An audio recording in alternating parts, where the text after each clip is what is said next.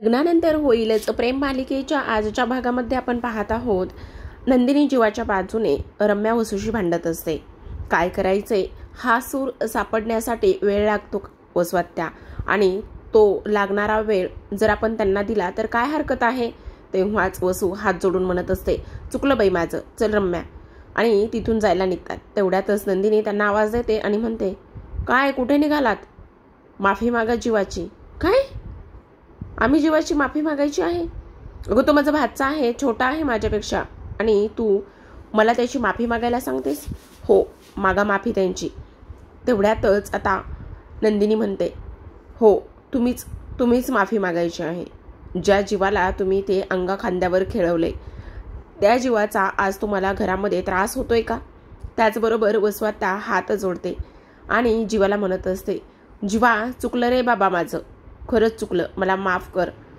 ह्याच हाताने तुला मी घास भरवला होता, ह्याच हाताने अंगाखांद्यावर खेळवलं होतं, पण आज हेच हात जोडून मला तुझी माफी मागावी लागते. खरंच जीवा, चुकलं माझं, कर बाबा, मला एकदाच काय ते माफ कर. असं म्हणूनच वसवात्या माफी मागतात. तेवढ्यातच रम्याला सुद्धा आता इथे स्वारी म्हणायला लावत असतात, आणि तेव्हा रम्या फक्त स्वारी जीवा असं म्हणत असते. असं म्हटल्याबरोबरच आता लगेचच नंदिनी म्हणते, काय फक्त एवढंच? काय चाललंय रम्या? नाही, खरंच स्वारी जीवा, चुकलंच माझं, मी असं तुझ्याशी बोलायला नको होतं, आणि त्यामुळे खरंच स्वारी. त्याचबरोबर आता त्या लगेचच पुन्हा दोघी जायला निघतात. आणि तेव्हा पुन्हा एकदा नंदिनी म्हणत असते, आज घरातील सगळे कपडे पडदे काढायचे आहेत, आणि सगळे पडदे वॉशिंग मशीनला नाही लावायचे, तर ते हाताने धुवायचे आहेत, समजलं? काय हाताने? नाहीतर आणखी एक गोष्ट लक्षात ठेवा, जर पुन्हा एकदा जीवाला जर काही बोललात तर पोलिसांच्या ताब्यात नक्कीच द्यायला कमी करणार नाही. रम्या पडदे हाताने धुवायला नाकारत असते, पण वसू मात्र तिला घेऊन तिथून पळ काढत असते. तर आपण पाहतो की आता इकडे मानिनी नंदिनीचं कौतुक करत असते.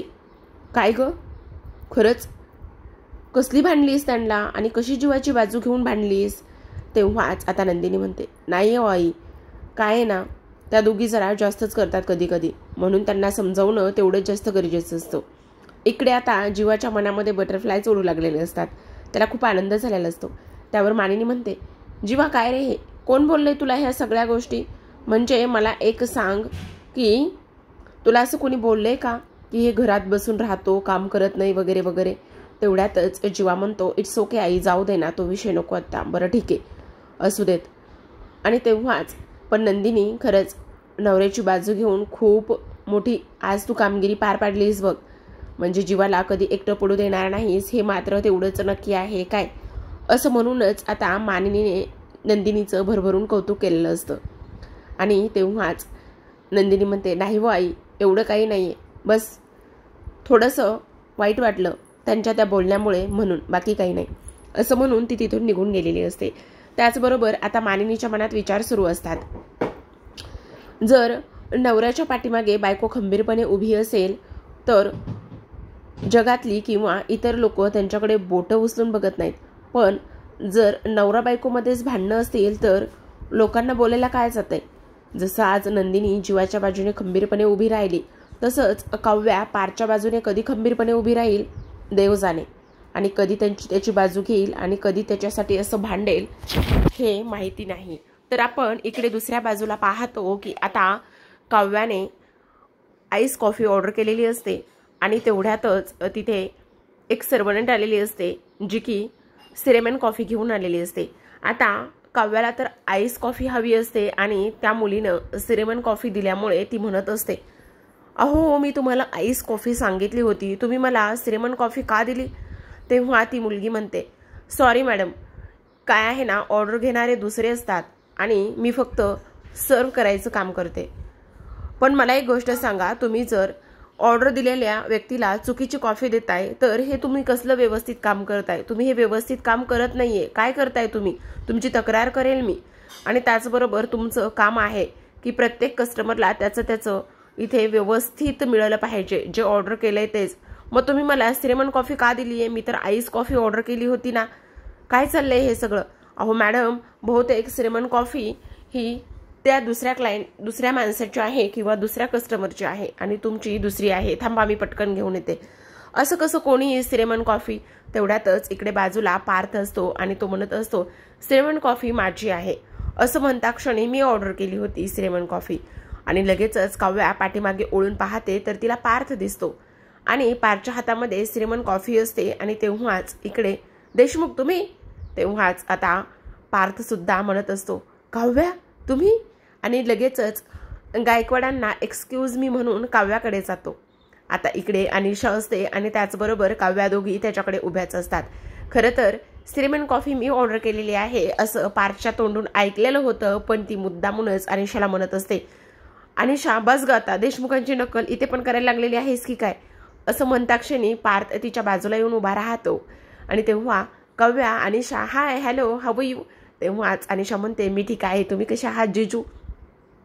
तेव्हाच तिथे आलेली जी कॉफी घेऊन आलेली असते ती म्हणत असते, सॉरी सर, काय झालं ना, तुमची श्रीमन कॉफी होती आणि ह्या मॅडमची आईस कॉफी होती, ती एक्सचेंज झाली आणि त्यामुळे खरंच सॉरी. त्यावरच आता लगेचच पार्थ म्हणत असतो, नाही नाही सॉरी कसं सॉरी, मला तुमच्या मॅनेजरशी बोलायचंच आहे. तुमच्या मॅनेजरकडे माझी ही तक्रार करायची आहे की तुम्ही कशी कॉफी एक्सचेंज केली आणि तुम्ही कॉफी एक्सचेंज केल्यामुळे आज मला ह्यांच्याशी बोलावं लागले.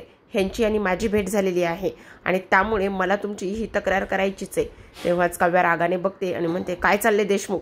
तेव्हाच हां काव्या ना तुम्ही. देशमुख काय चाललंय हे, उगाचच काही काय. असं म्हणता क्षणी आता काव्या चिडलेली असते आणि तेव्हा ती म्हणत असते, पण हिची चूक आहे ती.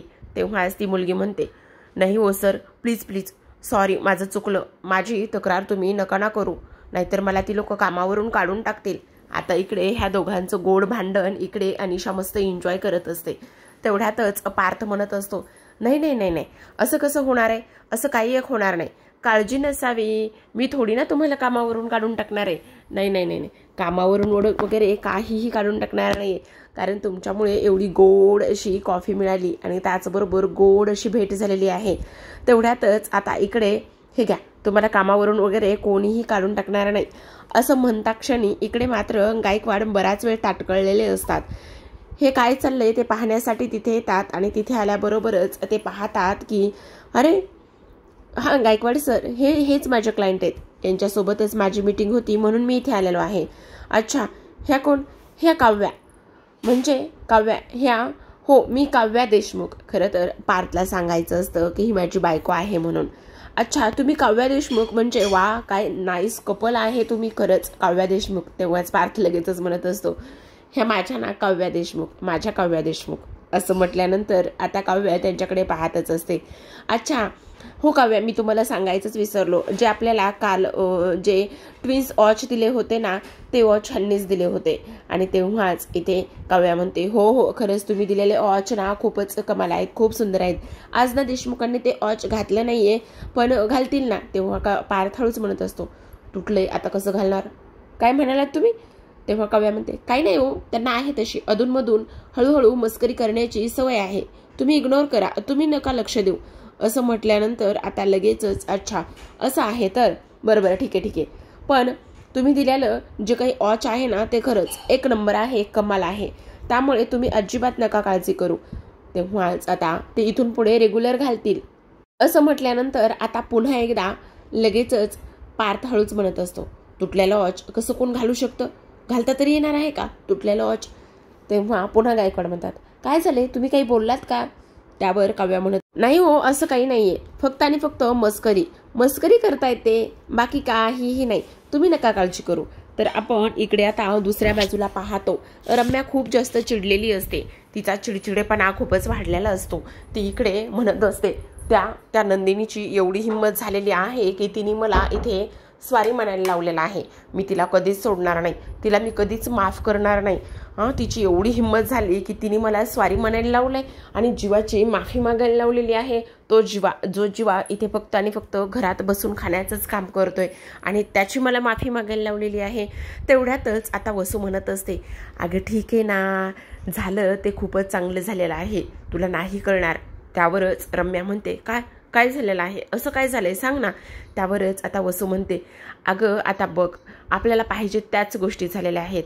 आता मस्त जीवा बाहेर जाईल, जीवा बाहेर जाऊन मस्त कामं करेल आणि त्याचबरोबर मग काही घरी रिकामच असेल. एकदा का जीवा बाहेर जाऊन काम करायला लागला की मग आपल्याला आपला प्लॅन वर्क करता येईल, असं इथे ती बोलते. तर इकडे आता काव्या त्या वॉचला एकदमच, वॉच त्या कमाल आहेत, सुंदर आहेत असं इथे गायकवाडांना सांगत असते. त्याचबरोबर आपण पाहतो की गायकवाड म्हणत असतात, खरंच तुमचं कपल जे आहे ना, खरंच खूप क्यूट आहे तुमचा बॉन्ड आणि त्याचबरोबर तुम्ही मेड फॉर इच अदर आहेत, असं गायकवाड म्हणत असतात. त्याचबरोबर आपण पाहतो की आता इथे देशमुख म्हणजेच आपला पार्थ हा काव्याकडे पाहत असतो. तर गायकवाडांनी इथे ह्या दोघांचं भरभरून कौतुक केलेलं असतं आणि मला आशा आहे की तुम्ही नक्कीच ते घड्याळ दोघं सुद्धा सोबत घालाल. त्यावर लगेचच काव्या म्हणत असते, हो हो तुम्ही नका काळजी करू, नेक्स्ट टाइम जेव्हा देशमुख तुमच्याकडे येतील ना तेव्हा नक्कीच ते घड्याळ ते स्वतःच्या हातामध्ये घालून येतील. आणि तेव्हा असं बोलल्यानंतर आता इकडे पार्थ मात्र थोडासा लाजलेला असतो. पार्थला असं लाजलेलं पाहून काव्याच आता थोडीशी सावरण्याचं काम करते.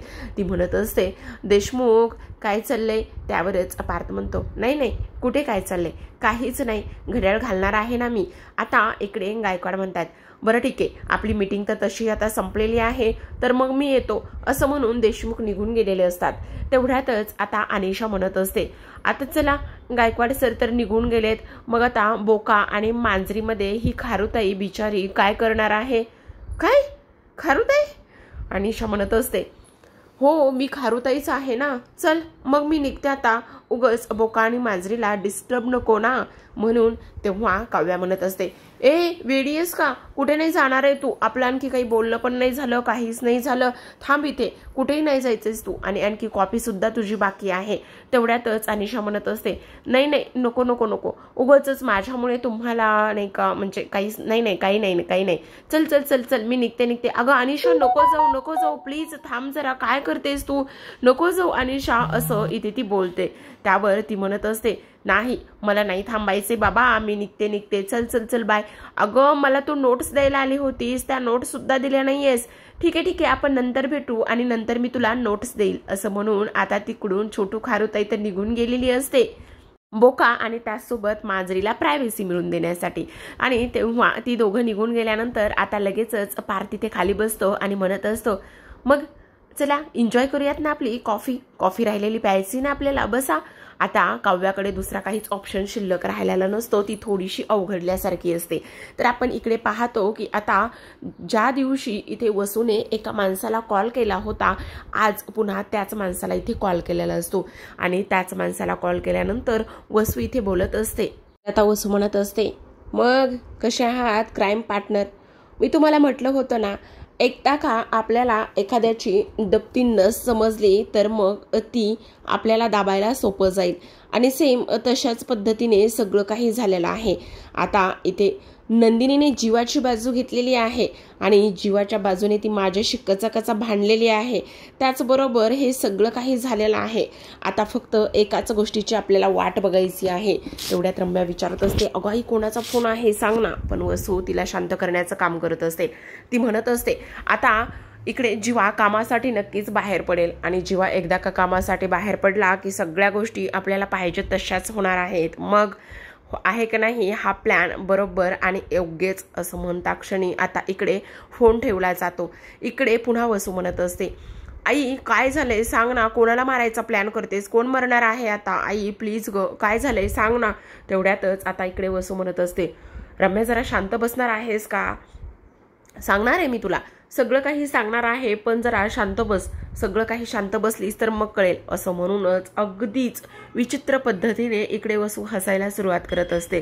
कारण इथे आता तिला फक्त आणि फक्त जी नंदिनी आहे तिला मारायचं असतं. आणि त्याचबरोबर ती म्हणत असते, आता बघ एकदा का आता जीवा बाहेर पडला की ह्या सगळ्या गोष्टीला कारण कोण असणार आहे, तर जो मरणार आहे त्याला समजणार सुद्धा नाही की तो कसा मरणार आहे आणि शेवटच्या श्वासापर्यंत त्याला इथे त्याची मरण यातना होते किंवा तो मरणाच्या दारात आहे हे सुद्धा समजणार नाही। तर आपण इथे जीवा आणि नंदिनीकडे पाहतो की आता दोघे जण कपड्याच्या घड्या घालत बेडवर बसलेले असतात। खरं तर जीवा लगेचच आल्याबरोबर नंदिनीला स्वारी म्हणतो। त्यावर नंदिनी सुद्धा म्हणते मला सुद्धा तुम्हाला स्वारी बोलायचंय। खरं तर मी इथे तुमच्याशी बरंच काही बोलली आतमध्ये म्हणजे आपल्या खोलीमध्ये। त्यावरच जीवा म्हणतो पण मला तुला स्पेशली सॉरी म्हणायचे। त्यावर नंदिनी म्हणते का कशासाठी? खरं तर मी तुझ्या सोबत राहून सुद्धा खूप गैरसमज करून घेतलाय, मी तुला समजून घेतलं नाही आणि खूप मोठा गैरसमज झालाय। त्या सगळ्यांकरिता खरंच सॉरी, अगदी मनापासून सॉरी असं नंदिनी बोलते। त्यावर सोबतच जीवा म्हणत असतो पण मला एक गोष्ट सांग, मी तुझ्याशी एवढं भांडलो, एवढं तुसडेपणाने वागलो तरी सुद्धा बाहेर तू माझी बाजू घेतलीस, माझ्या बाजूने सगळ्या काही गोष्टी ते बोललीस, हे कसं? त्यावरच नंदिनी म्हणते असं कसं म्हणजे? आणि खरं खरं सांग, तू एवढं सगळं काही एखाद्याशी माझ्याबद्दल बोलू शकतेस, भांडू शकतेस हे मी पहिल्या वेळेसच पाहिलेलं आहे। तेव्हाच नंदिनी म्हणते की एखाद्याचं खरं जर आपल्याला माहिती असेल तर ते खरं दुसऱ्यांना समजून सांगायला वेळ लागत नाही, म्हणजे पटापटा सगळे शब्द आपल्या तोंडून बाहेर पडतात आणि माझं सुद्धा अगदी तसंच झालं आहे आणि नका काळजी करू। पण खरं सांगायचं तर वसुआत्या आणि रम्याची तीच लायकी आहे। तुम्हाला माहिती ना त्या कसं बोलतात, काय करतात, कशा पद्धतीने भांडतात म्हणून हे सगळं काही झालं। पण त्यावर जीवा म्हणतो पण खरं सांगू का, आज तू एवढं सगळं काही माझ्यासाठी केलंयस ना, हे ऐकून मला तर खरंच खूप आनंद झालेला आहे।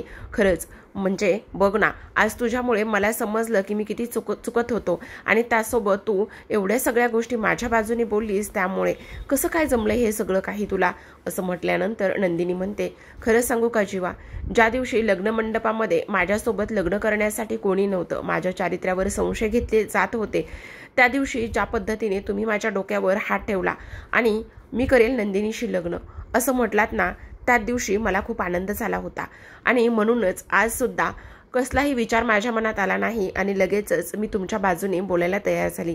त्यावर लगेचच जीवा म्हणत असतो खरंच मी नंदिनीसोबत वागलो ते चुकीचं वागलो का? म्हणजे मी तिच्यासोबत भांडायला नको होतं, नंदिनी तर माझी बाजू घेऊन बोलत होती, भांडत होती। आता इकडे लगेचच जीवा तिला म्हणत असतो पण नंदिनी मला एक गोष्ट सांग, हे सगळं करत असताना तू ह्या सगळ्या गोष्टी का केल्यास? म्हणजे माझ्याच बाजूने किंवा माझ्याच बाजूने तुला बोलावंसं का बरं वाटलं? त्यावर नंदिनीच्या मनामध्ये विचार येतो बापरे, हे सगळं ह्या पद्धतीने होते म्हणजे जीवाने ह्या सगळ्या गोष्टींचा चुकीचा अर्थ काढायला नको, म्हणजे त्यांना असं वाटायला नको की मी इथे त्यांच्या बाजूनी वगैरे बोलतीये आणि त्यांच्या म्हणजे मी वेगळी पॉझिटिव्ह साईड माझी दिसायला नकोय।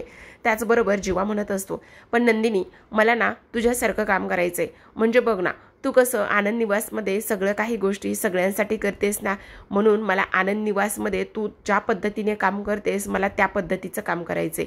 त्यावर नंदिनी म्हणते हो का जीवा, असं करायचं आहे, करू, नक्कीच करू, पण तुम्हाला एक गोष्ट सांगू का, ह्या सगळ्या गोष्टींमध्ये मी तुमची मदत नाही करणार, म्हणजे तुम्हाला काय करायचंय, त्याचबरोबर तुम्हाला कशा पद्धतीने बिझनेस करायचा आहे का आणखी काही करायचंय, ह्या सगळ्या गोष्टींमध्ये मी तुमची मदत नाही करणार। असं म्हटल्यानंतर आता जीवा तिच्याकडे पाहतच असतो आणि तेव्हा इथे तो म्हणत असतो का मला तू का नाही मदत करणार? त्यावरच नंदिनी म्हणते जीवा हे बघा, अगदीच सगळं काही तसं नाही, पण तरी सुद्धा मी एक गोष्ट आता समजलेली आहे। असं का म्हणतेस, तू माझ्यासाठी काही करणार नाहीयेस? हे बघ, मला आता हे कळून चुकलेलं आहे की आता माझं तुझ्याशिवाय काहीच होणार नाही। माझी जी रिक्षा खड्ड्यात अडकलेली आहे ना, ती रिक्षा वर काढण्यासाठी सुद्धा तू मला मदत करतेस हे मला कळून चुकलेलं आहे, मग तू नक्कीच मला मदत कर असं इथे तो बोलत असतो। तर आता प्रेक्षकांनो, उद्याच्या भागामध्ये आपण पाहतो की आता इकडे जीवा म्हणत असतो तू ज्या पद्धतीने आनंद निवासमध्ये त्या लोकांसाठी सगळं काही करतेस ना, अगदी तसंच सेम त्याच पद्धतीने मला इथे ते सगळं काही करायचं आहे, काहीतरी करायचं आहे। त्यावर नंदिनी म्हणते हो तुम्ही नक्कीच करू शकता, पण तो सगळा काही तुमचा चॉईस असणार आहे, तुम्ही नका काळजी करू, सगळं काही व्यवस्थित होईल। त्याचसोबत आपण इकडे पाहतो की आता काय ग नंदिनी, मला जमेल का ग ह्या सगळ्या गोष्टी करणं? त्यावर नंदिनी म्हणते का नाही जमणार, नक्की जमणार आणि तुम्ही कराल सुद्धा, आय नो। त्यावरच आता इकडे हे बोलल्यानंतर मी नेहमी तुमच्या पाठीशी आहे आणि तेव्हाच जीवा म्हणत असतो म्हणूनच मला खात्री आहे की मी हे सगळं काही करेल। आता इकडे आपण पाहतो की जो काही आपला देशमुख आहे म्हणजेच पार्थ आहे, तो इकडे आता काव्याला गुलाबाचं फूल देत असतो आणि काव्याला गुलाबाचं फूल देत असताना इकडे आता लगेचच काव्या म्हणत असते, देशमुख असं वाटत नाही का की तुम्ही इथे लिमिट क्रॉस करताय म्हणून. तेव्हाच इथे मुद्दामूनच तो म्हणत असतो, आय नो, मला माहिती आहे मी लिमिट क्रॉस करतोय म्हणून, पण मला तुम्हाला हे गुलाबाचं फूल द्यायचं आहे, त्याचं काय. असं म्हणूनच आता पार्थ काव्याच्या पुढ्यात इथे गुलाबाचं फूल पकडलेलं असतं आणि तो गुलाबाचं फूल इथे त्याला देण्याचं तो काम करत असतो. तर आता प्रेक्षकांनो, अशाच नवनवीन डेली मालिकांचे अपडेट्स आणि त्याचबरोबर रिव्ह्यू जाणून घ्यायचे असतील, पाहायचे असतील तर नक्की चॅनलला सबस्क्राईब करा. भेटूयात पुन्हा एका अशाच नवीन आणि त्याचसोबत इंटरेस्टिंग एपिसोडसोबत. त्यासाठी पाहत रहा लग्नानंतर होईलच प्रेम या मालिकेचे असे छान छान भाग.